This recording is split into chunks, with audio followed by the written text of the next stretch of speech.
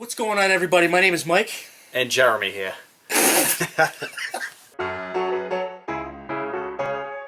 Oh, absolutely. Drives me nuts. That's I so love awesome. this. What a joke, That Frank. is so stupid. And today we're going to go over the top 5 Batman movies. Okay, so now we just randomly came up with this just now, and we both totally agreed on the order of movies, so we're just going to start with number 5. So number 5 we have Batman Forever.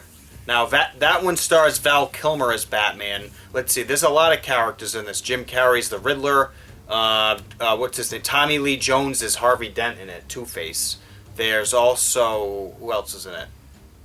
You can't do stuff like that. No, I know. So we got like a ton of different characters in this movie, and to me, I love the style of it. It's really like comic-y, you know? Yes, It's like it is. it really feels like you're looking at a comic book made into a movie, you know? And I just love that. Yeah, it's a little cartoony too, but overall the tone, it's good for a Batman movie. Yeah, I just think that the overall feel of it is good, and I just think it's a good place to start for this video. Yeah, good number 5 there.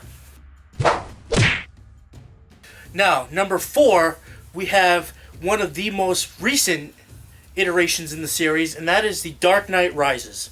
Now, the reason why we put The Dark Knight Rises here is because, quite honestly, it didn't live up to either of our expectations in No. the Christopher Nolan trilogy. And we could literally talk about what happened in terms of where they were originally going in the series and stuff like that. And we understand the fact that they kind of had to scramble to put together a script and a whole plot without the Joker and Right. everything like that. So that's why it's in this list, because I think they did a great job with the amount of time that they had to put together everything. And, I mean, it's a Yeah. good movie. Yeah, overall, Yeah. it's a good film. As far as a Batman movie, it's really, he really isn't in it as much as Batman. And it's not like he's doing a lot of Batman things, really. Yeah. It's not so. It's really different, especially since you have that big final battle during the day, which is Right. like uncharacteristic of Batman. So Yeah. they were kind of innovative in terms of like changing up Batman, but still keeping it that Batman feel. You Yeah, know? but overall, because it's still a good film, we got to have it still in the list.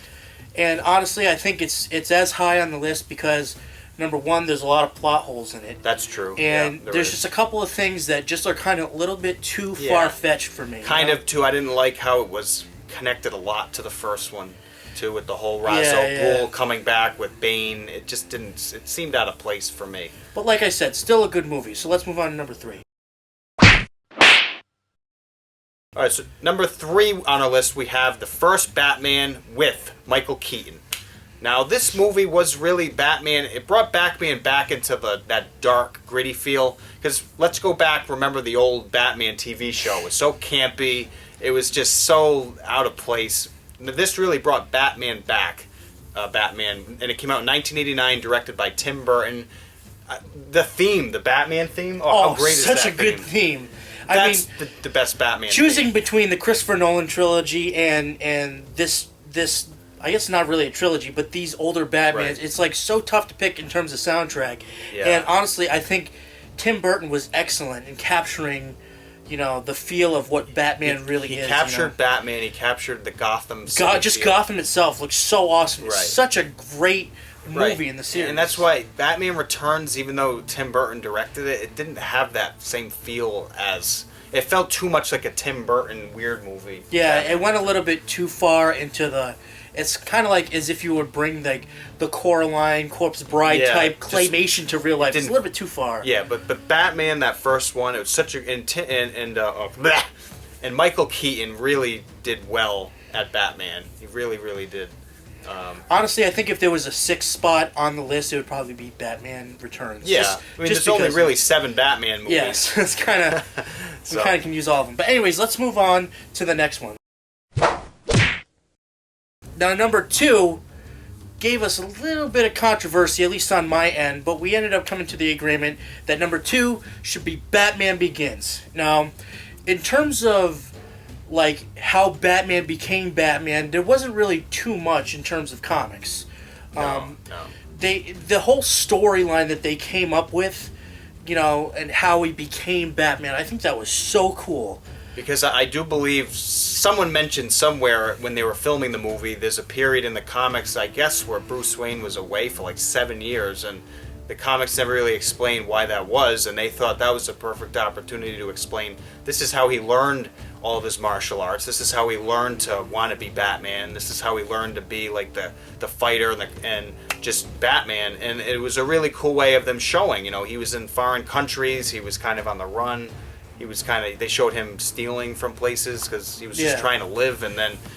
they always had his parents dying. That's true, too. Right, so they had that, but then there was that gap that they missed. I just thought that together, it was a good blend. Yeah, it was a good blend. And I mean, looking at the Gotham from the Tim Burton one and looking at the Gotham from the Christopher Nolan, it's kind of like Gotham grew up and became more real. You got the Tim Burton one, which is more comic-y, but then you got the Christopher Nolan, which is wow, this could really actually happen. Feels like a real city. Yeah, so that's where Batman Begins is, and quite honestly, we're on to our number one, which is pretty obvious at this point.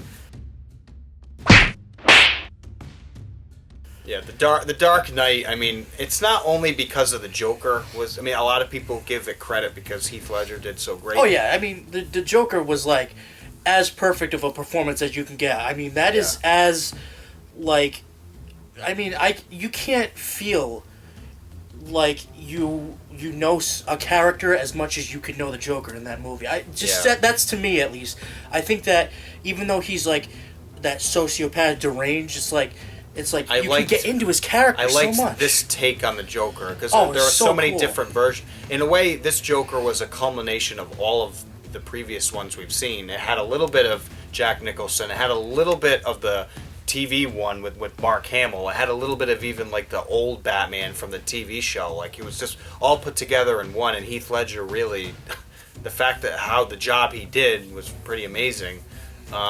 And also just the film, it really is almost a perfect film. I mean, the pacing is great. Oh yeah, I was just gonna say the pacing's excellent. The story's great. It leaves you at the edge of your seat. It really, it's intense. It's epic. It's everything you want in a Batman movie as well as a superhero movie, which I think it's probably one of the top superhero movies ever made.